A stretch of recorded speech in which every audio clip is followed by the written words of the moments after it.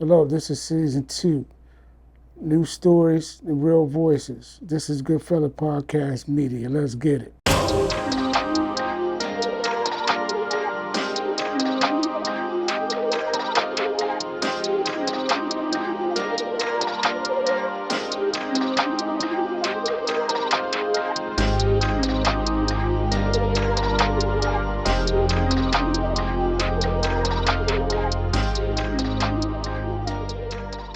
Hello, and welcome back to Goodfella Podcast Media, Season 2, Episode 2.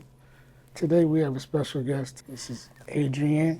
Yeah. Mathis. Yeah. How you doing? I'm doing well. All right. I'm doing well. How are you? Good, thank you. Yeah. Thank you for having me on. Sure. Yes. All right, can you briefly introduce yourself and your background? Well, you know what? I'm really just a small town girl from from Valley Lee.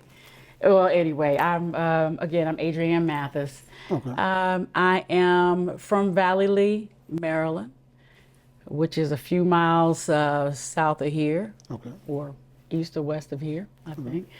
And I grew up on the base. I was born here on the base. I was born on the base. I grew up on the base. I grew up out here in Lexington Park. And really, at this point, I'm a mother. I am an educator, an advocate, and I am currently running for, I'm a Democratic candidate running for state delegate, District 29B, which is right here, part of Lexington Park, and it spans all the way south, so southern St. Mary's County. Yeah. But yeah, I like I said, I grew up here. My father came here by way of the Navy, Griffin, Georgia. He was stationed here and he met my mother. My father's Walter Mathis.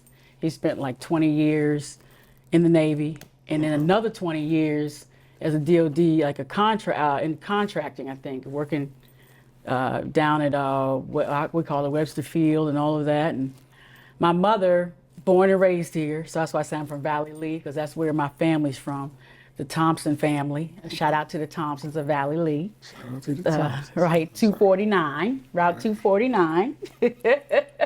But anyway, so she was an educator. She's retired now, of course, but she was an educator, a teacher, and then became a principal. And she was actually principal at Ridge Elementary for about, I think it was 16 years. Wow, 16 years, that's great. And then she left there, went to Lexington Park Elementary, and was there for 13 years. That is great, wow.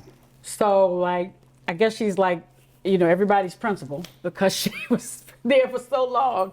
And she just, how the community is, all of the kids that she had are now adults and have their own grandkids or maybe even great grandkids, depending on. Right. But no, that's me. I grew up around here. I graduated from Leonardtown High School, and I left and went to college. I actually attended Morgan State University, That's great. but I left Morgan State University Okay. because I wanted to get into the music business. Ooh, music And my business. mother said, I spent like maybe 2 years at Morgan. Okay. And she said, I knew you were going to ask me. So she said, I tell you what, I'm not going to deny you, but when you go back to college, it's on you. Yeah. So I went to Atlanta, was signed to a record label, pretty big record label, with my I was in a 4-girl group. Had a great experience, but it didn't work out. So when I came back home, I took a little bit of a hiatus before I went back to school. And when I did that, I went and I lived on Flower Drive in a townhouse out over there. Okay. And I was there for like maybe a couple of years, but I had 4 jobs. 4 jobs. Okay. Wow.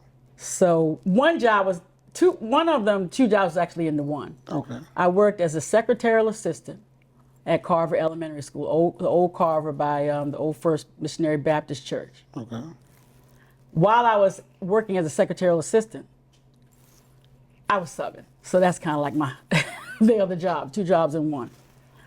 I left there after when the 3 o'clock hit or whatever, drove up 235 to Creative Beginnings. Okay. And I was there helping with, taking care of the after school kids, the kids in aftercare there. Okay. Then I left there and drove to Shangri-La Drive to Black Tie Beauty and Barbershop. Wow. So I worked, I forgot, I think I worked from 6 to, 9, 10, whatever the times were at the time that I worked. Okay. But I did that, and I was very fortunate to have Mr. Levi Berry as my mentor. He was everybody's mentor. Yeah. He was everybody's uncle, everybody's godfather, whatever you say, because he wanted the best for everyone. Yes. And, we all had to work for it. Yeah. So he gave me my first management opportunity. Wow. I was operations manager, so I was down there when they had the Beauty and Barber and his, I guess it was like a clothing store next to it. I forgot the name of it. It might have been Black Tie also, but Right. I worked there, yeah. Yeah, I can't remember the name of it. Yeah, 'cause at the barbershop, you had the clothing store right next to it. Yeah.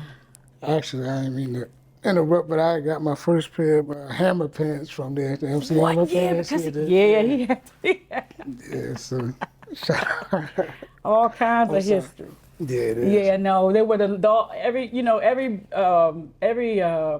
beautician or cosmetologist or barber that you know in the community, the legends. That's They were all there, and it was great. And until he decided to kind of change things up a little bit and just have the beauty shop Right.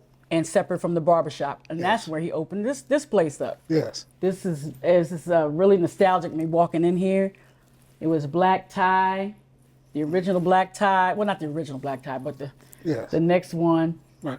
And operations manager here for, just a few months until I moved on and went to college. I went to Bowie State, got my degree in education. Wow. Then I came back home to work. That's great. And I've been in education for 30 years.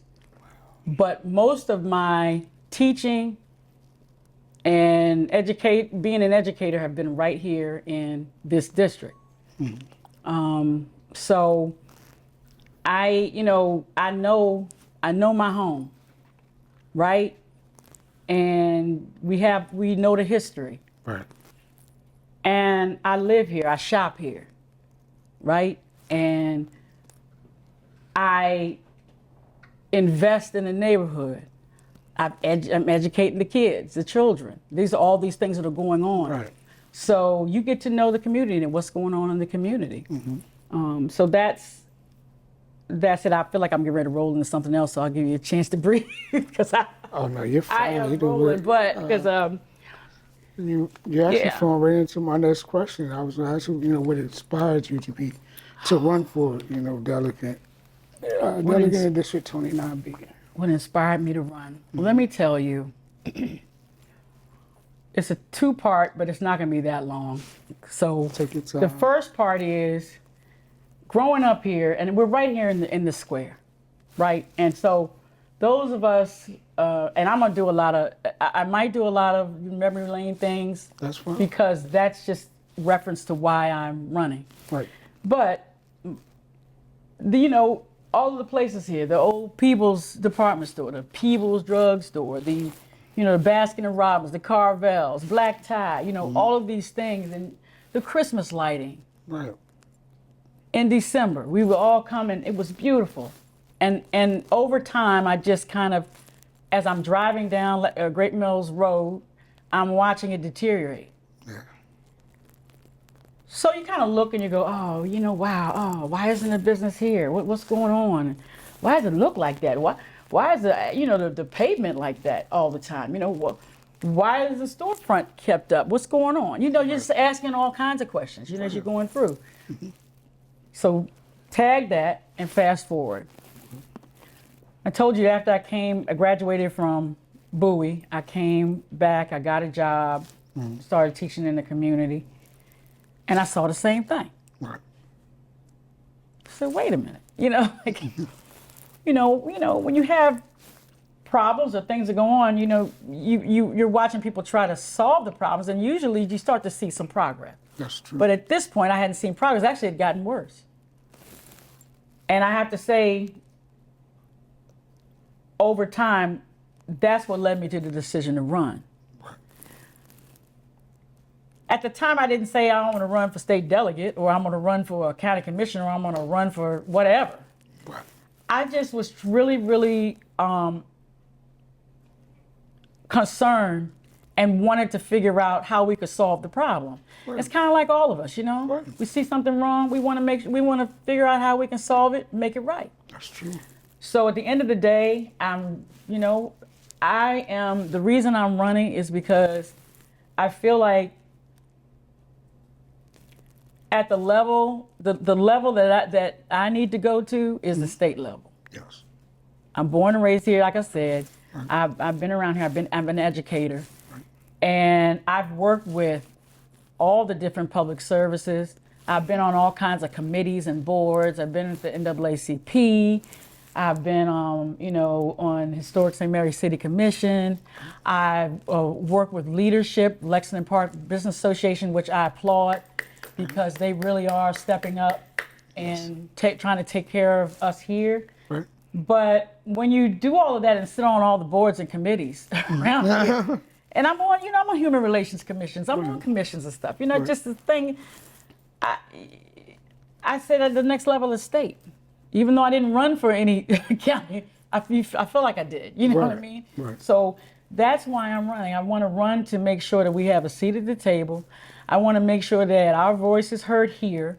I want to make sure that somebody that's, not to take anything away from anybody that, comes here and plants roots here and gets involved, because we need everybody. That's true. I just think for me, it's different from me because I feel like if I'm going to go up there, it's kind of like I'm going up there to make sure, I stand up for my family, right. The students that I've been, around, the families, their families. I was born here and I'm going to die here. That's true. That's true. I can't go up anywhere and come back to my family and say I haven't done nothing. Right. You know what I mean? Yeah. How can you show your face in the community? And I know you go up, you try, you do what you can do. Right. But I think that I'm best to represent us here because it's about us. It is. So. It is. How was growing up in St. Mary's County shape your values and your leadership style? So I told you about my father. He was a serviceman. He was a Navy. Okay.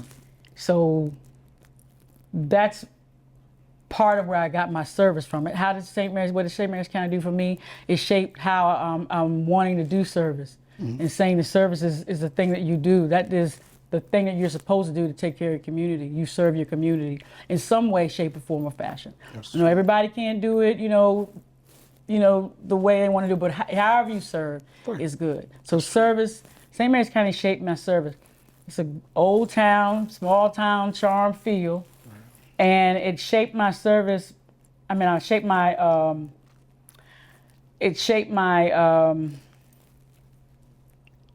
values. Thank you. I'm sorry. Values, how do we call it? It shaped my values because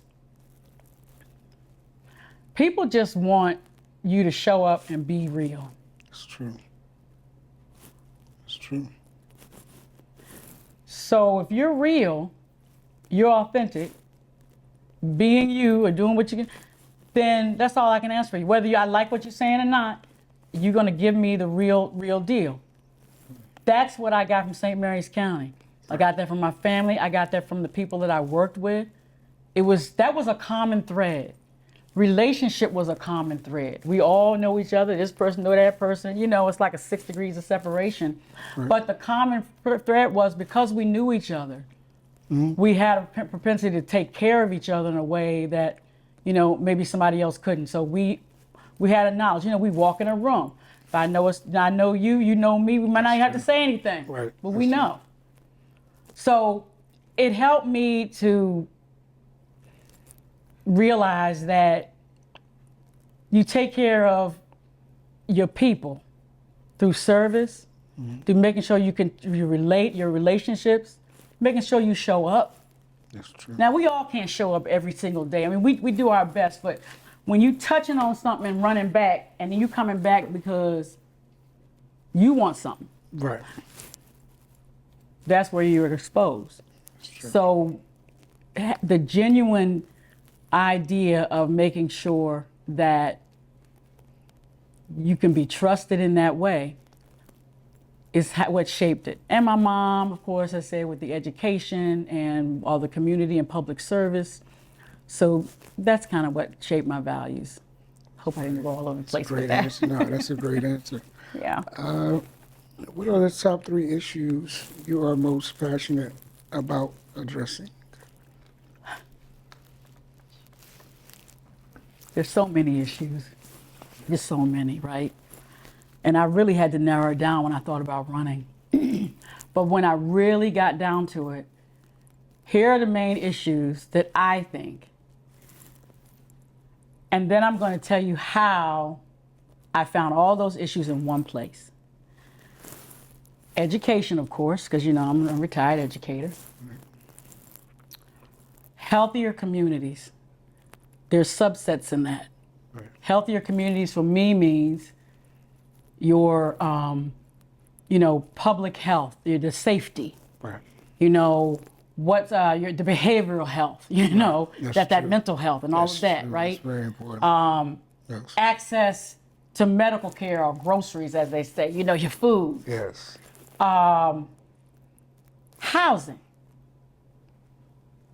Affordability, you heard that, that's a buzzword, right? Right. But it really is true. It is. Affordability, housing, being priced out of community that you grew up in. Right. You can't even stay in your own community you grew up can't. with. You can't. Then where are you gonna go? So that's it. And then, so that's actually, I told you the subsets. And of course, wait, I forgot about our environment. Making sure our environment is safe and healthy Right. for our kids and our families to thrive. The third one is a diverse economy. Right. Well, what does that mean? That means that we have the largest employer, which is the base. And that also means that we rise and elevate our farmers, the watermen, Right. okay? Our small businesses, our local businesses. So we got to still keep our hand on them too. That's true. Because everybody's important, but if you let one lag, you know what I mean? Right. Then we all fall. That's true. And the last one is infrastructure. I look around, and I just mentioned this earlier. Okay. Infrastructure is all of this out here, this pavement, you know, or how the buildings are kept up, or it might be the traffic that you got to sit in, you know, to get wherever you got to get to, or it might be sidewalks that aren't walkable. Right. It might be lighting that's not safe. It might be transit that comes every hour. Right.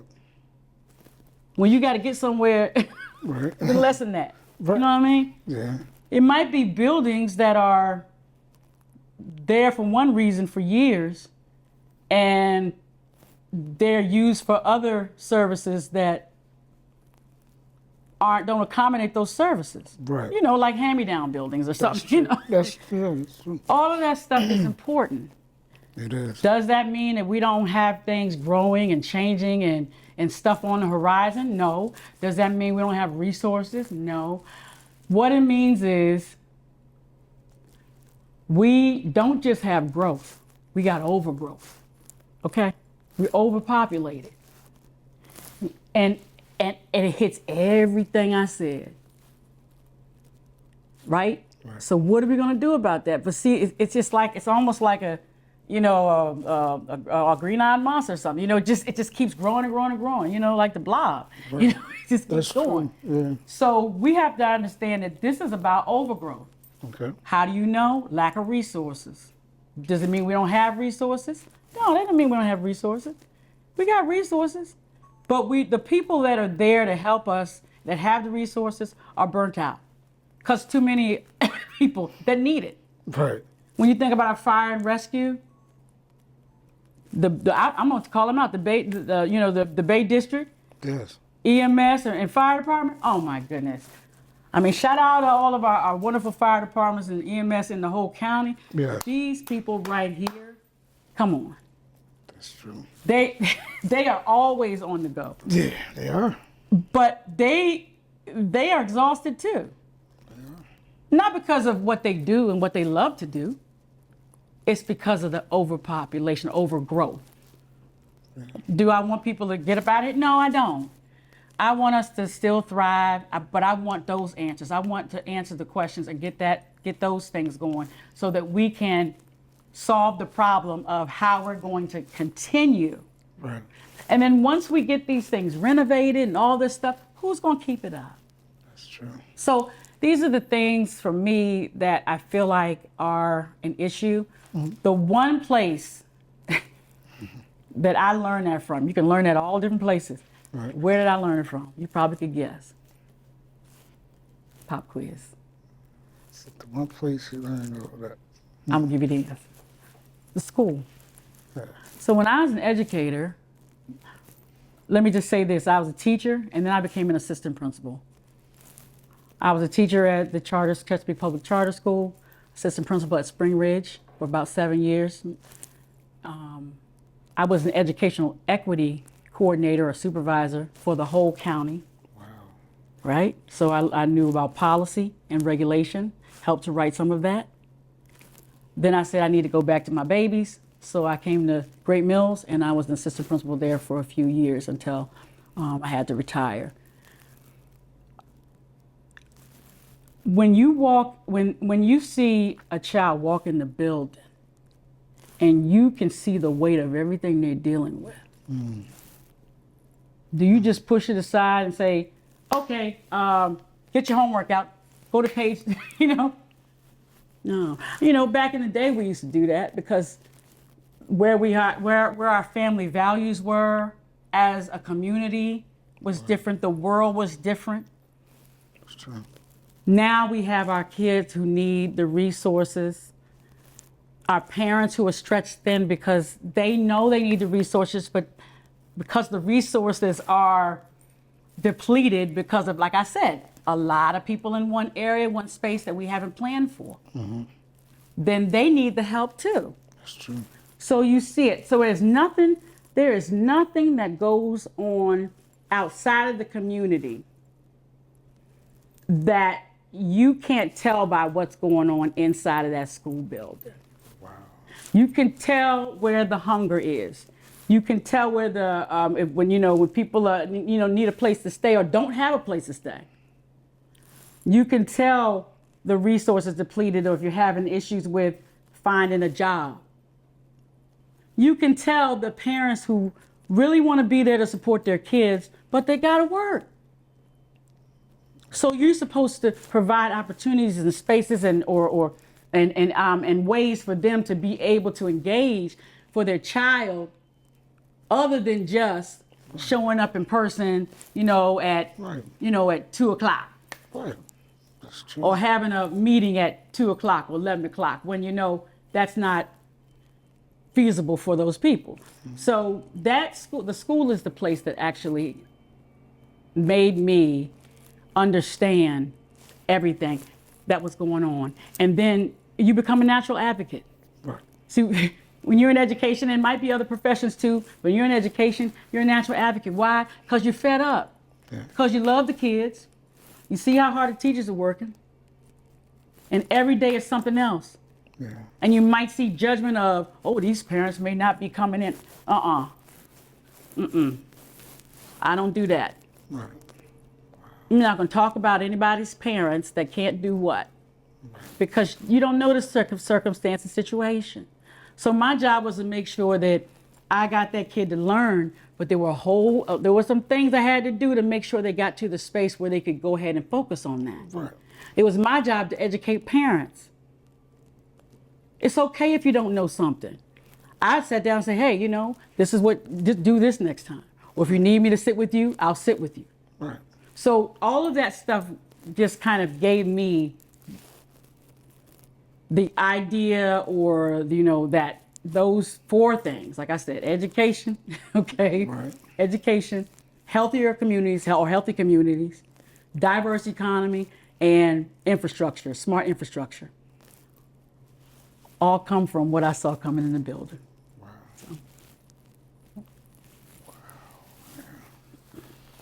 So. I feel like I answered one. I'm just going on and going on, No, right? you're fine. Man, wow. Can you share a defining moment in your 30 plus years in education? I'm sorry. A defining moment? Yes.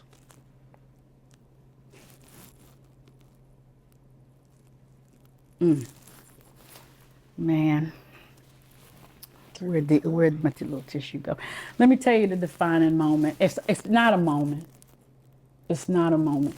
It's several. It's when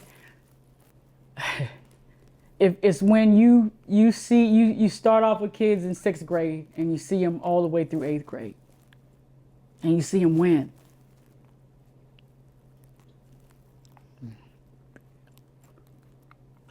Let me tell you, when I came back to Great Mills High School. When I left Spring Ridge Middle, it was 2019.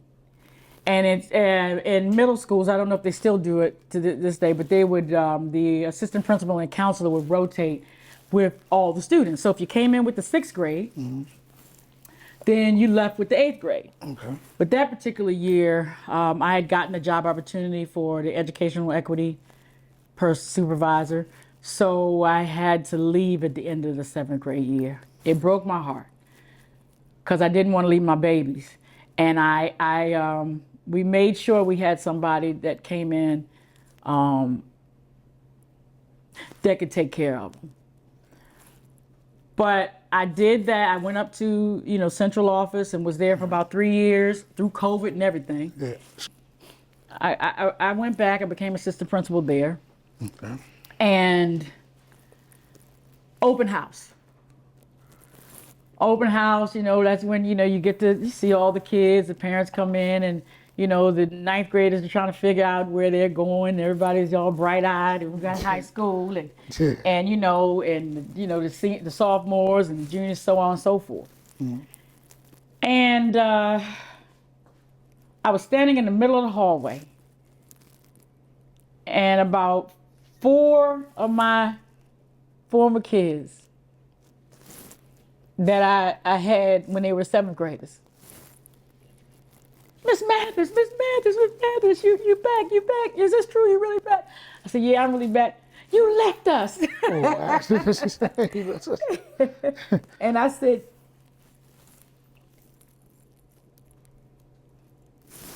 yeah. I said, but I had to come back. That class of kids, they were at the time, I believe, sophomores. Mm-hmm. The next moment is when I saw them walk across the stage. Wow. So those are a lot of moments you have. But the reason you're so emotional is because you put your time, energy, blood, sweat, and tears into making sure that they win. That's true. Wow. And they need something to do here. I'm not talking about just the things that are up and coming. It's more about the structure and the pathway that needs to be developed than just the building. Right. Okay? Yeah. I need to know that I'm going in, I'm graduating from high school, and I can go here, I can go here. I don't have to just go to college because everybody don't go to college. That's true. I get to go to a trade school. I get to do an internship at the, electric company or wherever. I get to go to a cosmetology school that should be open. Yes. It's coming. And the kids say nothing to do. I've been saying it since I've been, it's nothing to do here since they took the skate station away from us, y'all. Yeah. Anyway. You know I'm old. Back. You definitely need to bring that back. Yeah, come on now. Stations, but you see more of our kids in there. I don't know. Maybe it's from 19 through 24. Maybe I see more of them. Some of them are working, and they're doing the thing, but some of them are hanging out. Right. So whose fault is that? It's our whole community's fault. Yeah. It's the parents, us, it's the educators, it's the people, it's all of us. Yes. Blame can go around everywhere. So that's a goal, is to make sure that there's a pathway for them. There's money coming back to the nonprofits. Yes. Don't get me started. I'm not going to go there right now. But there's money coming back to the nonprofits in this area. So it is. There should be. Oh, it should be. Oh, I thought it was. Okay. There should be. Yes. And I'm going to make sure it happens.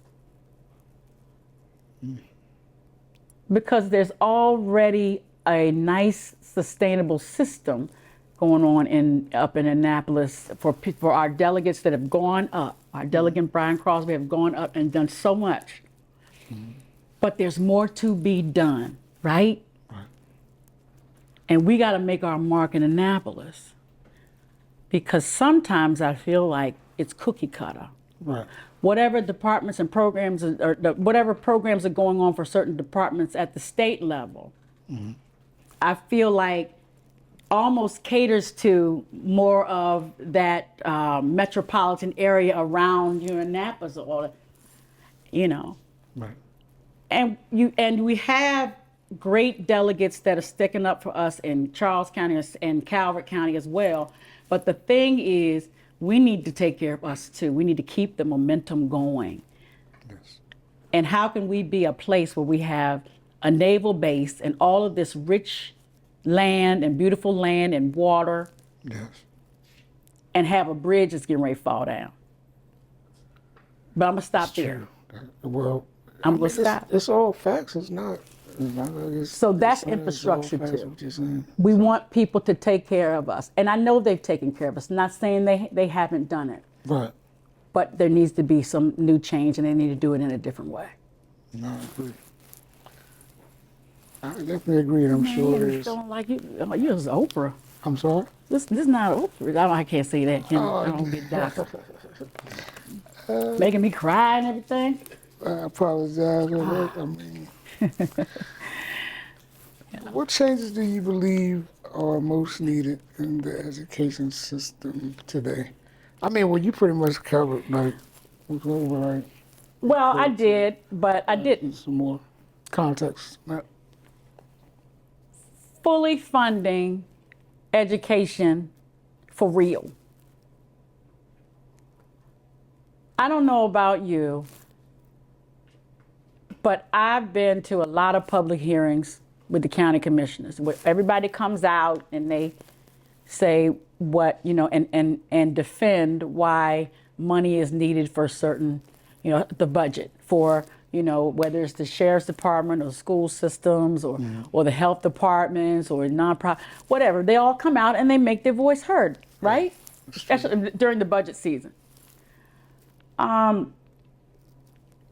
But watching educators go up and beg for money, that you need. Right. And I understand the county's stretched. However, that's one thing. We need to make sure we fully fund our schools.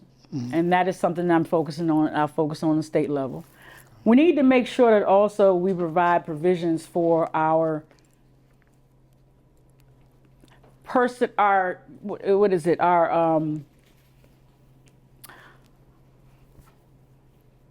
our personnel, personnel workers and our social workers, and making sure, when I say about personnel workers, I'm talking about our support staff, education support staff.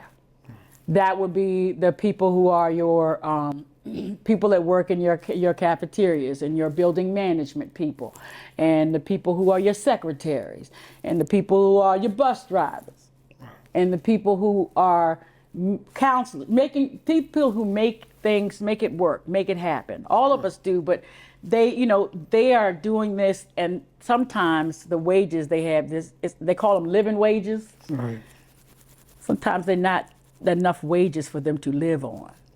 So we're taking care of working on teachers, but let's work on our, our educational support staff, making sure we keep our social workers here, Right. our psychologists here.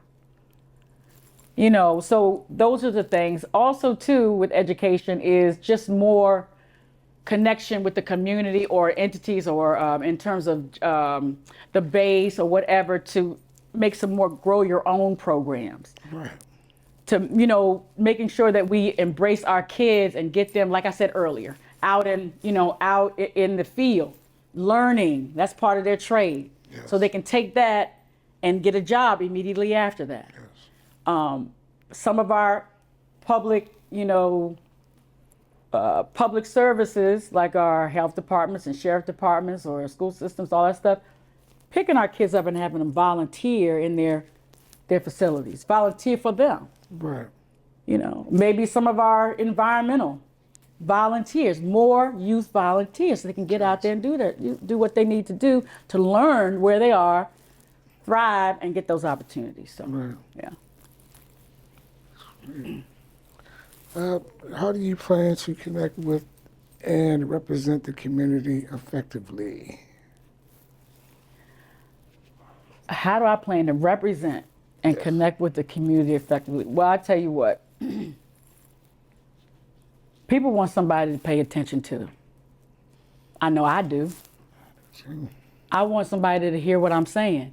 And if you hear me repeating it, that's because you didn't hear me. Right. You didn't even take into account. You see, it's one thing if I'm telling you a problem or an issue, and you're sitting there, you're listening to me, shaking your head. I can see you're actively listening to me, right? Right. And then you might say, okay, let's go look and see what we can do for this. You're turning the wheels, you're trying, right? Right. You heard what I said. Yes. You're trying to help it out. Yes. You're going to follow it to some end. It might not be the end that they want it, or even you want it. Right. But not in a spirit of, okay, call me later. I'll get back to you. And then you don't hear anything. Right. Well, that's when our voices get louder. Right. So I'm a person who listens. I'm not a check off the box person. Yeah. I realize that there's times you got to check the box off. I got that. But in order for me to understand what's really going on and how to resolve issues and solve issues, I have to listen to you. Yes. And so that's one thing. How am I going to listen to you? Okay? I'm going to listen to you because I'm going to make sure that I'm available. I'm making sure that we connect back in with our communities with just the town halls, having discussions, but not just discussions that go sit up on a piece of paper and you put it in the closet. Discussions that have us mobilize ourselves and in the off seasons of being in Congress, Right. so that we're ready to go when we roll into Congress the next year. We should be meeting in the summer. Yes. We should be writing down all the things that we should be submitting legislation to our county commissioners, because they have to submit legislation to the state. Wow. We should be sitting down saying, here's what we got to do. Let's put it in some legislation for the county so they can submit it and get on the record, or, Mm-hmm. And let's figure out what we're going to do, what we need today. We can't take care of it all today. So what do we need? How are we going to get it? Is it even really, however we're going to get it, is it a state level or county? Like, we have to educate ourselves. But when we do that, then we get together, we figure out what we need to do. That way I could take whatever we need to do, those priorities, go up and connect with my other legislators. Because the big thing a legislator does here is we can bring back the bacon, bring back the money to us. We can kind of navigate with some of the state departments to help align them more with our county departments, working hand in hand with your county commissioners, but also making sure that, there's not a gap or that there's a good flow between information and communication, your state departments and your county. We can bring in grants, Yes. right? And we can write laws, and we can help determine and vote on the budget.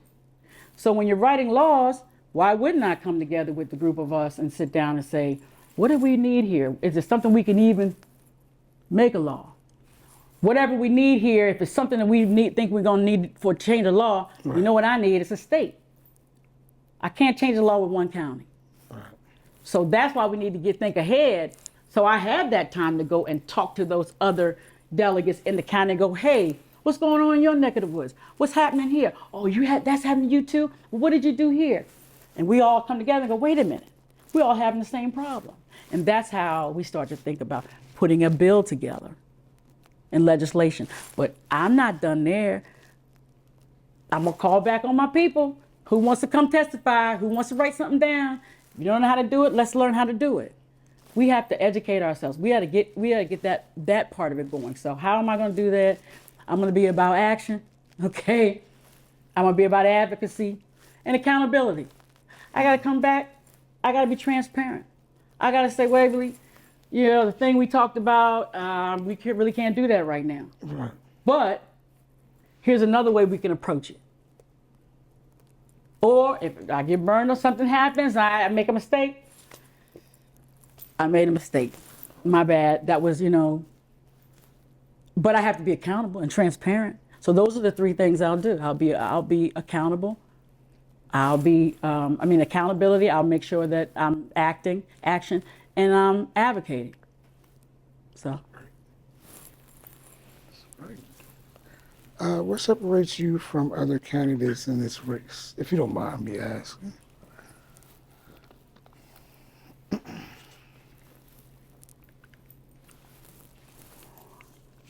I think it's what I said earlier. Not to take away from those who have come in the community and done so much for our community and love our community the way we love our community. Yeah. But it's time for, people from our community maybe to have the opportunity to step up. Yes. And do things a little bit differently. Yes. Because we know. So I think for me, it's because of that I'm from here and I know.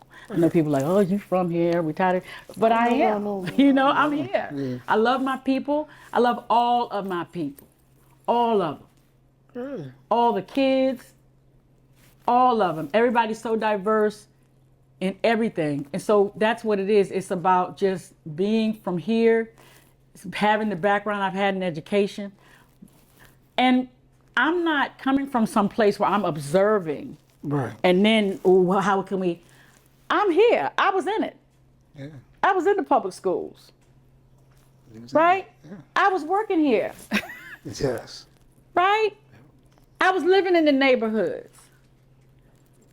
So there's a difference between that, and maybe some of the other candidates. That's what makes me stand out, really. Right. So. Definitely stand out. Yeah. First-hand experience. You know what I mean, like you said. And that's another thing. Everybody, does a little politicking here and there when they're with their jobs or, your career. And that means, you're advocating or you're, standing up for this or that or you're negotiating. But in terms of, I'm a public servant. I'm in public education. Right. I'm not somebody who's run before. I haven't run before.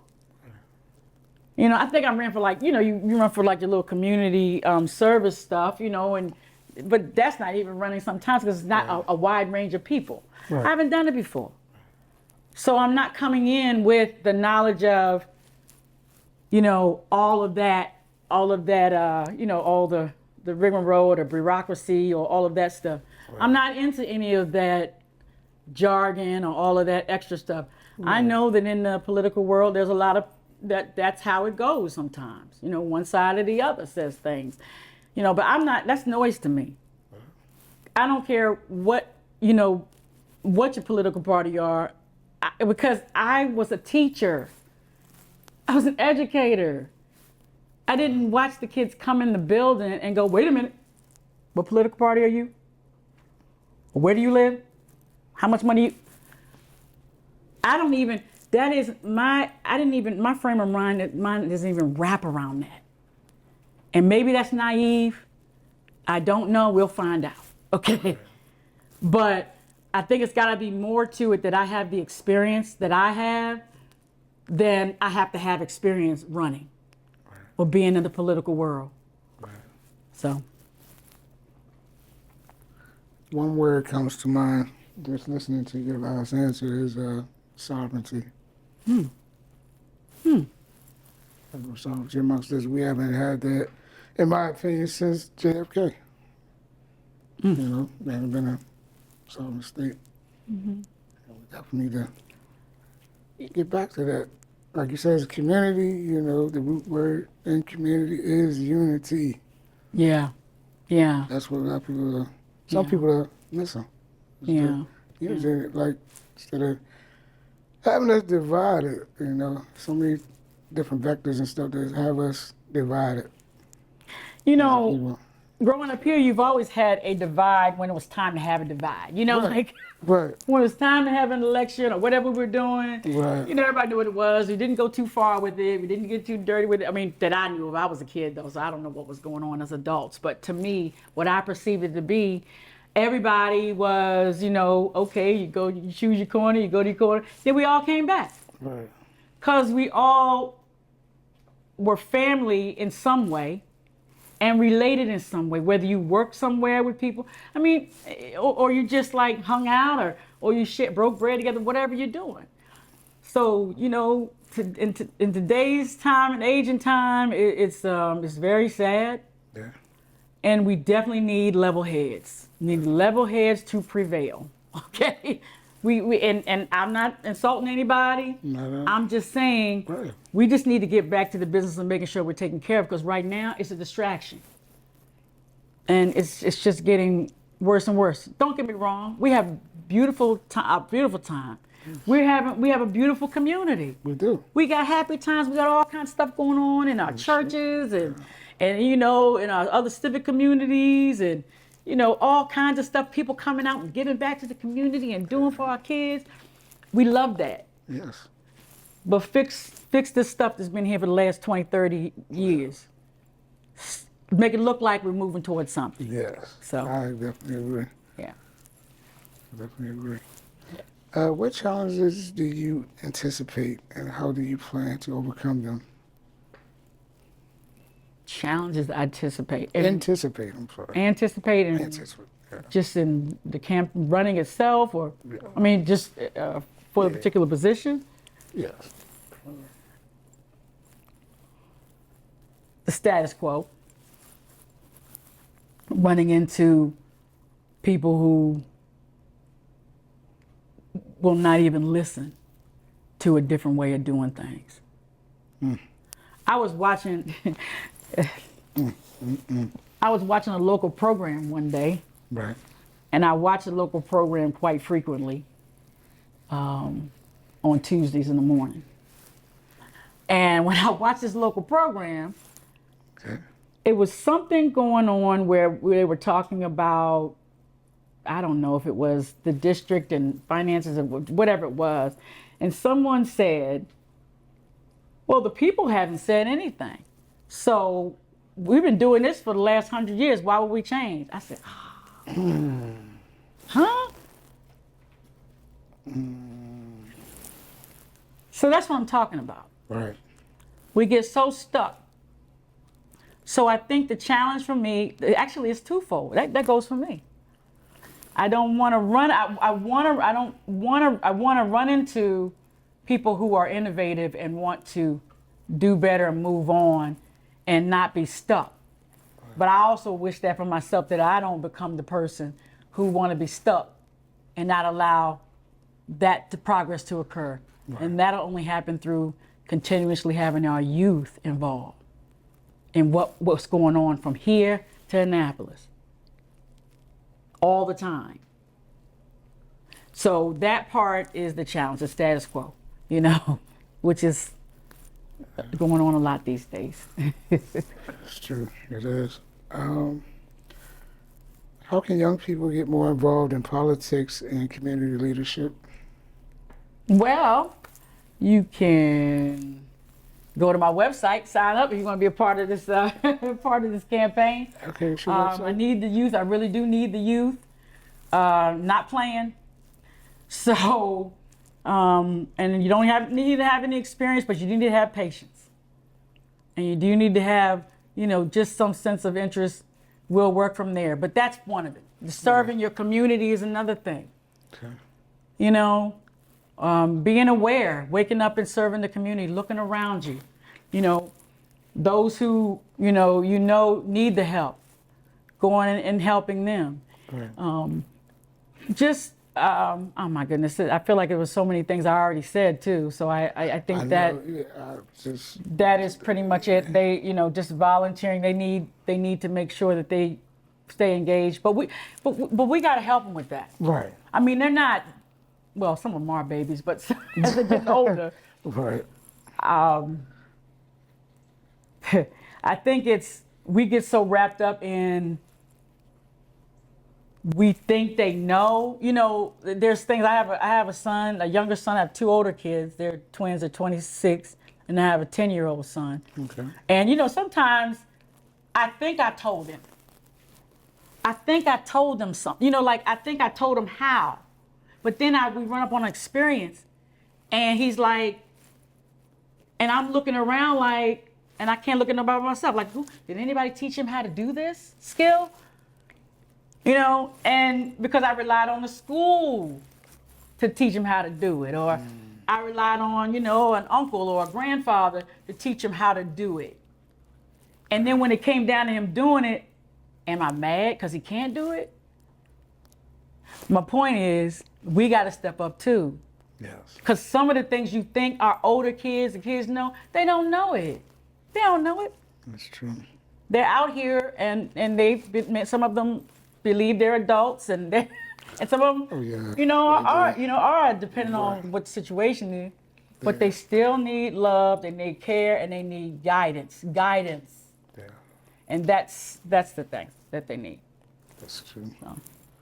When you're born into a generation, and most become, a product of their environment. Mm-hmm. You rely on your peers to, help you and kind of guide you, along the way. But they only know what's been normalized to them. So it takes for someone outside the situation to, look and say, hey, this is normal, this and that. Right.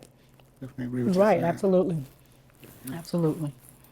So what does success look like for you if elected? Success looks like people in our community actually feeling like they're being heard. Yeah. Can't get 100% of people feeling like that because, it's always a certain percentage you work towards. But like I said before, if I am listening to you and I am activating you and putting you in position where you can take your idea or your thought and get it out there so that you can try it out and see if it's going to work. Or because sometimes we have ideas of things, right, and we don't know that maybe it might not work because we don't see what the top level is. There's going to be a barrier that we can move. So getting them activated. So that's what the success looks like for me. People, the place thriving. Yes. Our children, in positions and places where they're working, and then now they're teaching their kids that there's that pathway. Go to this pathway, and this is how you can get this. Seeing the community sustainable. Yes. I think that really bugs me the most. Yes. Not the most. No, it doesn't bug me the most, but it bugs me a lot because it's visible. Right. Right? So seeing our community, like looking at the square, and like I said it earlier before, just making sure that we keep up with what we need to keep up with, making sure that we tackle the overgrowth. What does that look like? Are we going to price our people out of their own place that they grew up and born in? And then they got to go move to Charles County or Calvert County or go up the road. And nothing against any of those counties. They're beautiful counties. But what we're doing by doing that is we're cutting ourselves short of the opportunities that we can have here That's true. with the people that grew up here and want to be here and understand what it's like to be here. So that's what success looks like to me. When I can, like I said, I got my 10-year. I got kids still in school. One kid. So when I see my kid taking advantage of the opportunities that I didn't get to take advantage of, or people just coming back to community in the way that we need to, that's what success looks like. Great answer. Beautiful. Wow. On a personal note, what motivates you every day to keep pushing forward? I mean, My I know you're kids, supposed to- yeah, my I know own you- children, Yeah. of course. Yeah. The people in the community, the nonprofits.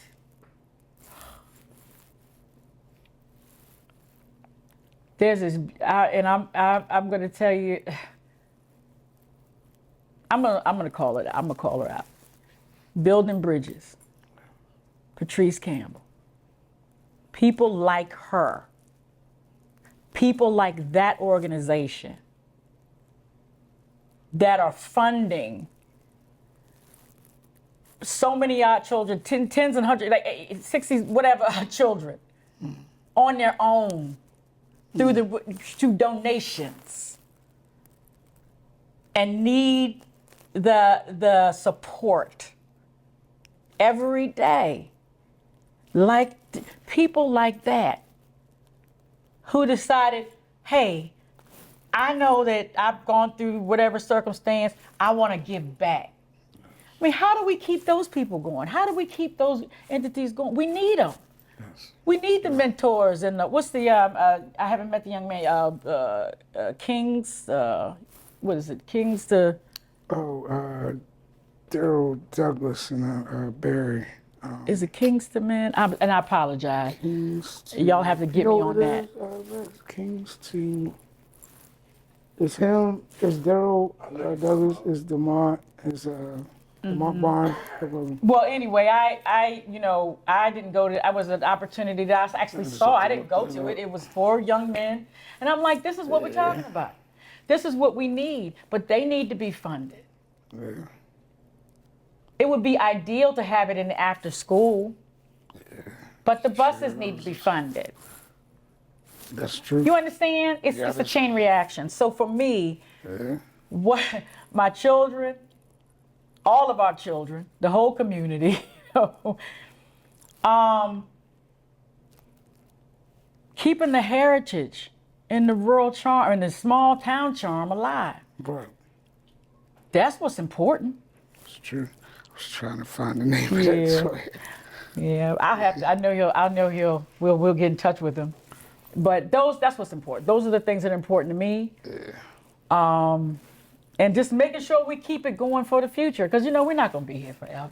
It's Knights to Kings. Knights to Kings. Thank you very much. I apologize, gentlemen. Yeah. But organizations like Knights to Kings, organizations like Building Bridges, and there's so many others out there. So I'm not singling out. I just happen to be at top of mind. Those organizations, those are the ones that we need to look into and make sure that they're funded. Right. And it shouldn't be a barrier when they come in and want to take care of our kids. And the families are there with them. So those are the things that are in my mind. Okay. How can listeners support your campaign, or you pretty much cover how they can get involved, but how can they support your campaign? So, I say, here's the part where I say, follow me on. No. So my website is mathisfrommaryland.com. You can go to my Facebook page, which is Adrianne Mathis for Maryland. And I think my Instagram page is the same. And donate, because look, I'm telling you, it does, donating every little dollar helps, a $5, a $10. But if donate is challenging, then support in some way. come sign up and come out to some of the events I'm having, or come out and just spread the word. Spread the word on your social media page. You could just have your friend like and share it. Maybe you might want to post something I've said on your social media page. That's actually support as well, because it goes across, the platforms, it goes across the community. And get involved. Yes. I want to have one thing I have to tell you. Okay. And the community. June 23rd is the primary election. And let me, and I know many of you know how the primary election goes, but for those of you who are wondering, the primary election, because Maryland is a two-party state, the primary election, the only people that run in that primary election are Democrats and Republicans candidates, okay? If you're an independent candidate, if you're signed up, you go directly, you don't participate in the primary. Your name just goes directly on the general ballot. But if you're a Democrat that's registered or a Republican that's registered and you go in to vote, you're only going to see Democratic people on the ballot. If you're a Republican, you're only going to see Republican people. Why? Because a lot of times it's this is probably a lack of a better word, it's kind of like a weeding out process. So if you have a person, like for me, I have an opponent. My opponent, his name is Chris McDonald, so I'm gonna go ahead and say that. He's Chris McDonald, he's my opponent. And he's a Democrat, and I'm a Democrat. So when we get to the primary, the District 29B, if you're a registered Democrat, you're only gonna see our names on there for this district. And you're gonna choose me or him. And then whoever gets the most votes wins and gets to be placed in the general. If you're a Democrat or Republican that doesn't have a primary opponent, then, you still go through the process. You still need the votes because you look at your numbers and want to see how your performance was, but you're in the general. So, then you go into the general. So that's the process. June 23rd, I do need your vote, okay? I need your vote. We need to make sure that, we carry over and get to the general election. So that's one thing that you need to, understand. And then after that general election, any party can vote for anyone in the district, doesn't matter what. So that's one thing. Make sure that you're registered. Make sure you go on, the Board of Elections site for, you can do our St. Mary's County Board of Elections or even the Maryland State Board of Elections. Make sure you know your district and what it is, what you're in. And if you don't know, send me a message or speak to, someone from my team and we can help you find it. But that's it. So I guess that's your final message that you got to leave with the audience? Yeah, my final message is get involved. We need to have somebody making sure we represent us here in St. Mary's County in Annapolis, and it's going to work for advocacy and action and make sure that we're accountable. Yeah, that's great. That's it. Well, there you have it. Please like, share, subscribe.